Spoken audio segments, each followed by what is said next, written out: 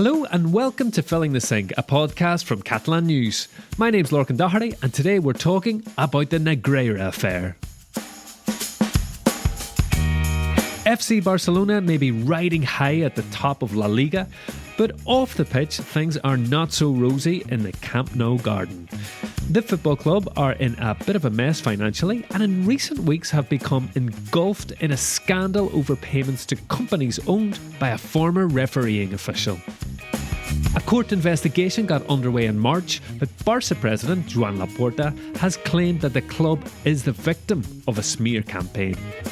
On today's podcast, we'll be hearing some of Laporta's incredible 2-hour press conference defending the club's conduct, and we'll dissect the ins and outs of the case and all the furore surrounding it. I'm delighted to be joined by our resident Catalan News and Filling the Sink football expert, Cillian Shields. Hello, Cillian. Lorcan, thanks for having me. How are you getting on? I'm getting on very well. It's great to see you. Cillian, it's been a couple of months since this story first broke, and we were kind of talking about doing a podcast on it, but we were waiting until we had more of a response from the club. So we've certainly got that now. You were at the press conference. We're going to hear. That was an experience, all right. We're going to hear more on that coming up. But so that we get the whole picture, let's go back to those initial reports and allegations. Tell us about the story.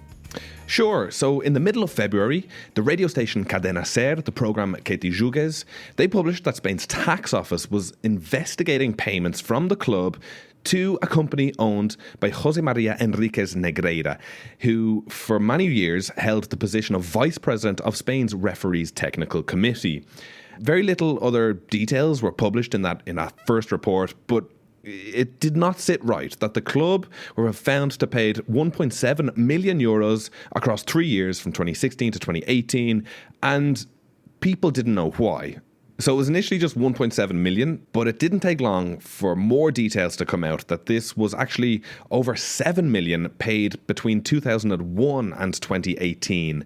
From an outsider's perspective, a football club is paying a referee's official. What's going on there? It looks bad. The club, Barcelona, they released a statement that day acknowledging the payments. So from the very beginning, there's never been any doubt that these payments existed. The club say that they're for technical reports, essentially, on the characteristics of referees, as well as that some scouting reports on youth players all across Spain. Referees reports, technical reports, what do I mean by this? Essentially, it was for every game, they'd find out, okay, this is going to be the referee. This referee tends to give out yellow cards if you speak to him in a certain manner, or this other referee, he tends to give free kicks very easily, or another one prefers if you address him in the very formal grammatical manner, or this other guy, it's fine to speak to him in the less informal tu sense. Okay. So this kind of things, just to gain these kind of tiny advantages maybe in the gameplay. So the story broke in the media, Barcelona responded, but that didn't satisfy the courts who have opened an investigation? Yes, exactly. Yeah, prosecutors were not exactly happy with just the explanations that Barcelona gave. They started investigating it a little bit, and then a couple of weeks later, they officially filed an indictment against Barcelona as a club, against former presidents Sandro Rosell and José María Bartomeu, and against Negreira himself, the former referee's official. In the written document, the prosecutors are accusing Barcelona of having reached and maintained a strictly confidential verbal agreement with the accused Negreira so that, in his capacity as vice president of the referees technical committee, and in exchange for money, he would carry out actions tending to favour FC Barcelona in the decision-making of the referees in matches that the club played. Big if true. Big if true, exactly. I mean, it's pretty serious stuff, isn't it? And what exactly are the charges? Right. So specifically, the charges that have been made are continuous corruption between individuals in a sporting context, continuous fraudulent administration, and as well continuous forgery of commercial documents. And what's all this continuous about? Yes, I've added the word continuous there to all of them. It essentially means that the alleged potential crime that may have been committed, it means that it wasn't a one-off. It means that this was a very purposefully done over a long period of time in order to, as prosecutors suspect, has led to Barcelona being favoured in sporting competition. Now, the company that FC Barcelona paid this money to was owned by this former referee Negreira, but his son is involved too, Cillian. Exactly, yeah. Supposedly it was the son, Javier Enriquez, who was the one compiling these technical reports on referees and scouting reports as well. A lot of them in video format and things like that. So. Exactly, yeah. Well, 629 written reports and 43 CDs is what Joan Laporta presented to the press in that huge press conference. So it was the son actually making these reports, but it was for a company. The company being paid was owned by his father, Jose Maria Enriquez Negreira. Negreira, where we get the name of this whole affair from. And it's also quite interesting to note. So the majority of the money was paid to a company called Dasnil 95, but there was another company owned by Negreira, the father, called Nisdal. Very similar name. And there was a third company, SoccerCam, which was owned by the son.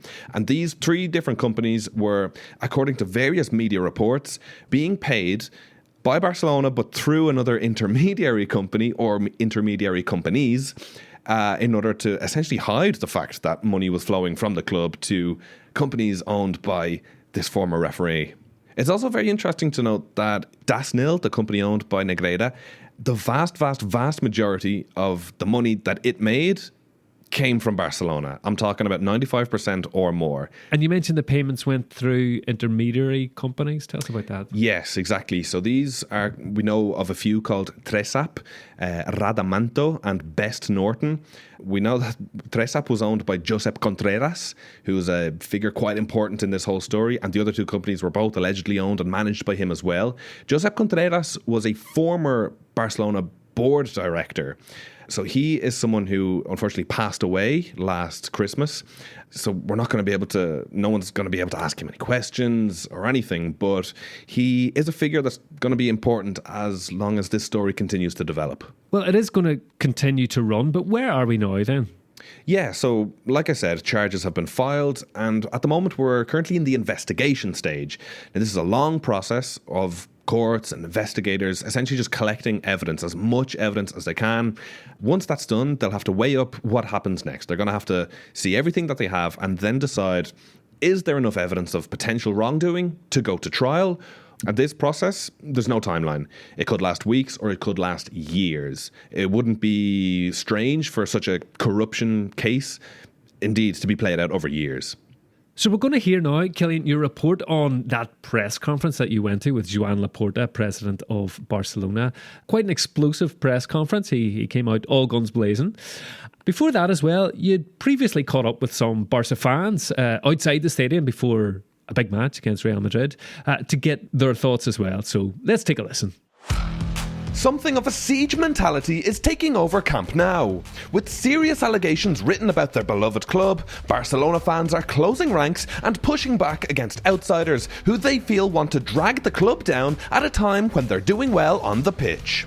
Ahead of the recent Cup semi-final tie with Real Madrid, I surveyed the mood among the Blaugrana faithful. Todo es falso. El Barça nunca en su vida ha comprado los árbitros. Toda la temporada la hemos ganado a sudor. Francisco Javier and Mohamed, two fans from Ceuta who travelled for the game, assured that the whole thing was a lie. Barça has never paid for referees, they said. Although Francisco Javier did admit that the story was a little bit weird. Tot és mentira, és com el Pujol. El Pujol està imputat fa 12 anys I ningú no diu res.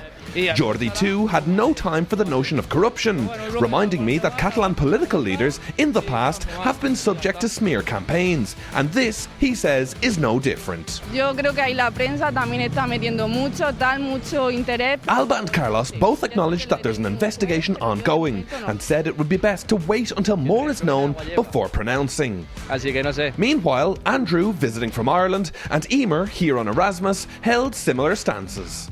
Don't want to speculate. It's questionable. Yeah, I think it's kind of questionable too. Where did the money go? We don't know. We're looking forward to seeing what happens. With serious things written about his club, Barça president Joan Laporta came out fighting in his press conference to explain the Negreira payments. This was a hugely anticipated meeting with the press, with over 100 journalists present, coming a full 2 months after the scandal first came to light. First off the bat, Laporta wanted to outline his club's stance. Barcelona has never done anything with the objective or intention of altering the competition to gain a sporting advantage. The Blaugrana boss also had some strong words about how he felt his club was being depicted in the media. Aquest linxament públic sense judici al que està sotmès el Futbol Club Barcelona. This public lynching without trial that Barcelona is undergoing is unacceptable, he said. They're playing with the good name of our club, the good name of the referees, and the credibility of football.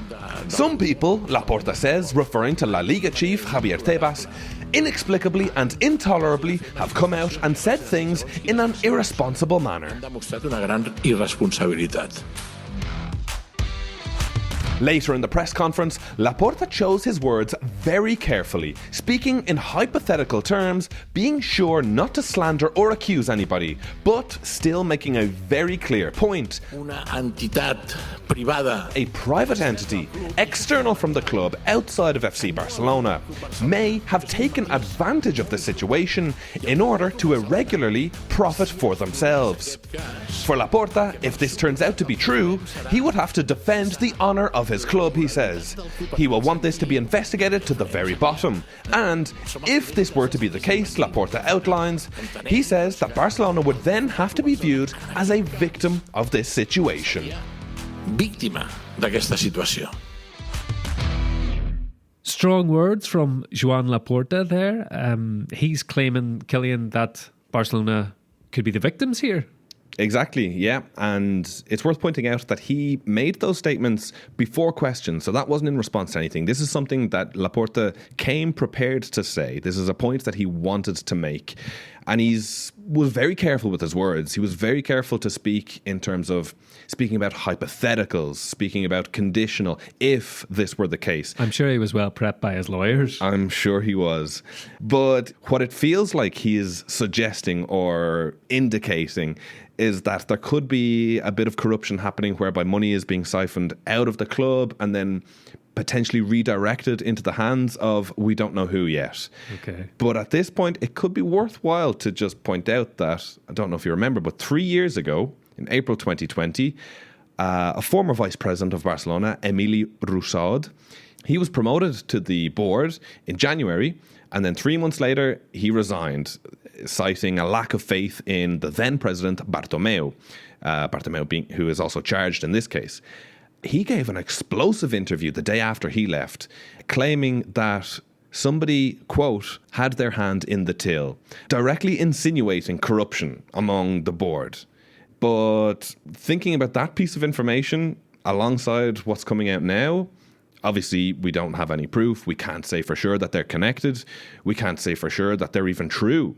We don't know that. But this vice president left 3 years ago, made these claims in the media, and now Laporta seems to be making some sort of suggestion as well along similar lines. Laporta, of course, said that all the payments to the referee were all above board.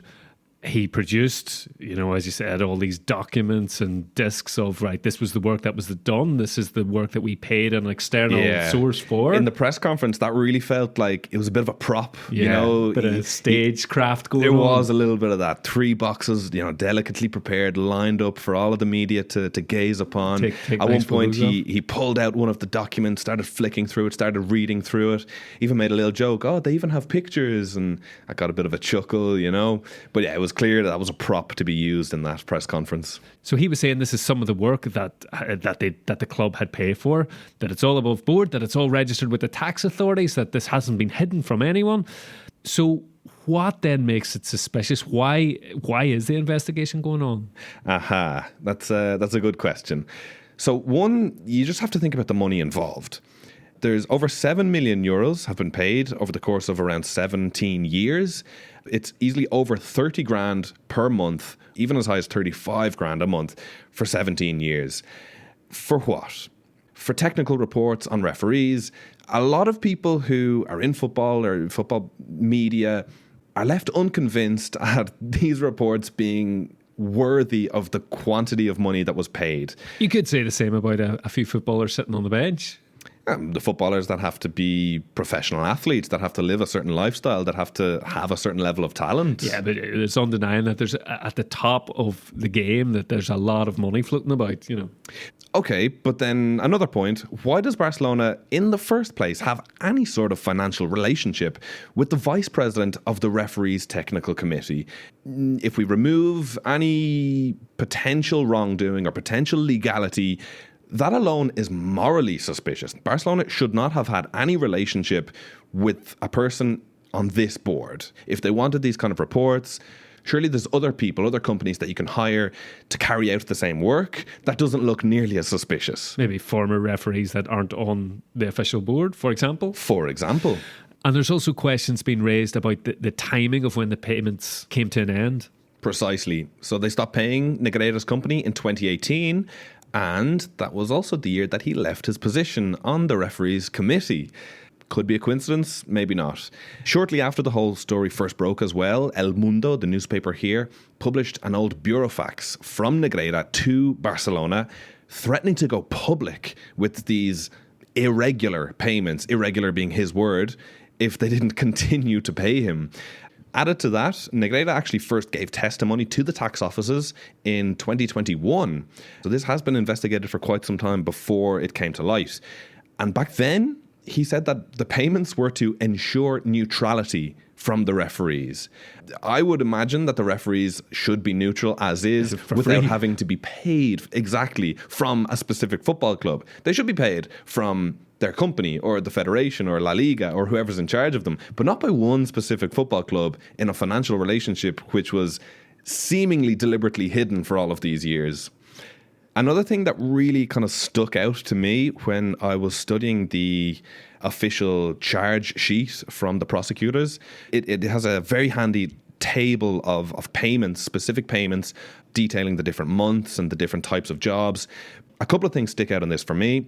In 2014, 2016 and 2018, Negreira's company was paid by Barcelona to watch and record matches from the World Cup and the European Championships. We're not talking about just a little bit of money here. We're talking about €120,000. And this is something that they're investigating. This is apparently, according to the prosecutors, what Barcelona paid Negreira for, to record matches at the World Cup. That's all there in the charges, in the documentation that the prosecutors have put forward. I suppose we'll see as we go on how Barcelona further responds to that.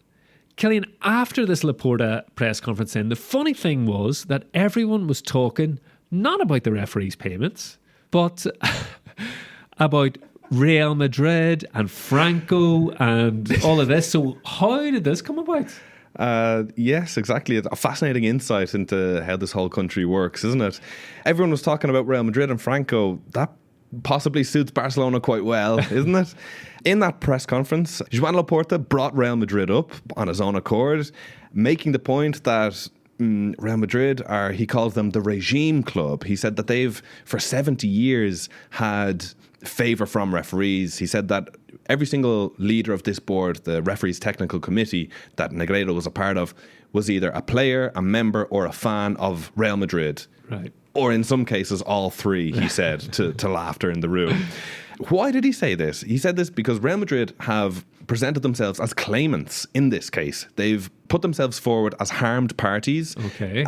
Harmed by Barcelona's potential wrongdoing. So they've officially joined the prosecutors' case. Exactly. They've put themselves forward to be private prosecutors and said, listen, I have been done wrong by your alleged corruption. Okay. And of course there's, a century of animosity between Barcelona and Real Madrid. So this is just like another layer on top. Well, why we're talking about Franco, we didn't actually answer that.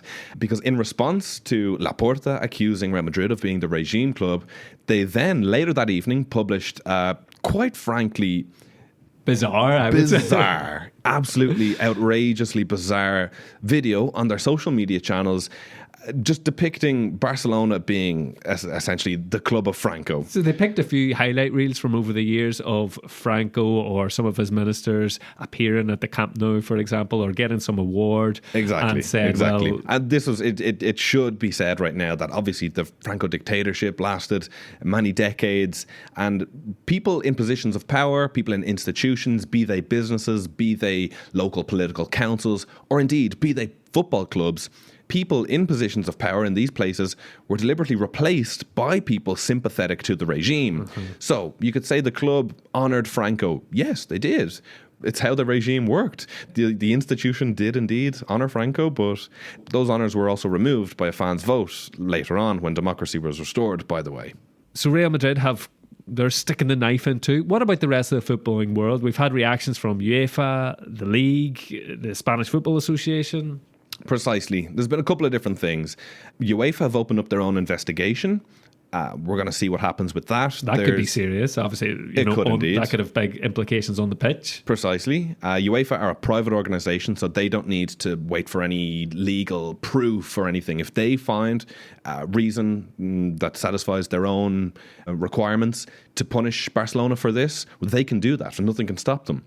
There's talk in the media, there's various suggestions that potentially Barcelona could be kicked out of the Champions League.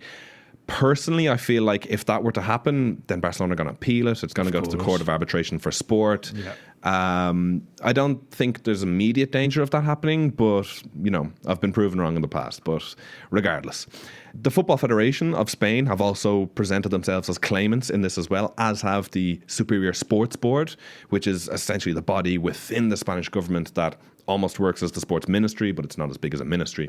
And La Liga, as you've mentioned as well, they've also presented themselves as harmed parties in this case. And the president of La Liga, Javier Tebas, he's another important figure in this. He has a huge beef with Joan Laporta. They have been sparring viciously in the past couple of weeks. Both of them have called for the other to resign. I mean, Tebas initially said that Laporta needs to explain these payments satisfactorily, and if he can't, he should step down. Then a report in La Vanguardia a couple of weeks later, the newspaper here, published a story that Tebas brought false evidence forward regarding all of this whole case in order to incriminate Barcelona. Tebas completely denies this. He says that the evidence that he brought forward, one, was not false, two, it didn't harm anybody, it didn't incriminate anybody, and he also claims that it's slander against his name. So that's his side of that. Cases and counter cases and claims and counter claims. And yeah, there are definitely two figures that don't see eye to eye, Laporta and Tebas. Cillian, looking ahead, what do you think might happen with this case?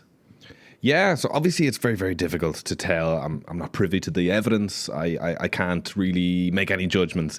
But it's pretty clear that there's a criminal investigation going on, and one of two things is going to happen. One, the investigators find that there's not enough evidence or not enough of anything to proceed, and the whole thing is going to fizzle out. And either way, Negreira is going to enter the lexicon of Spanish football permanently. That's gonna exist. Another way that this could go is that they do find that there's something to proceed with a trial. With all of the different players involved at the moment, the trial could also be about many different things. So one, there's obviously the huge suspicion from the prosecutors, for one, that Barcelona may have paid to influence referees. That's one thing. There are also plenty of other suggestions that there could be corruption within previous Barcelona boards, money being kicked back in private hands, people profiting off this situation. The investigation will look into all of these if there's evidence of anything to be looked into. And meanwhile, we might have Barcelona celebrating another league title. Do you think it's going to overshadow that for fans, or you don't think they're that bothered?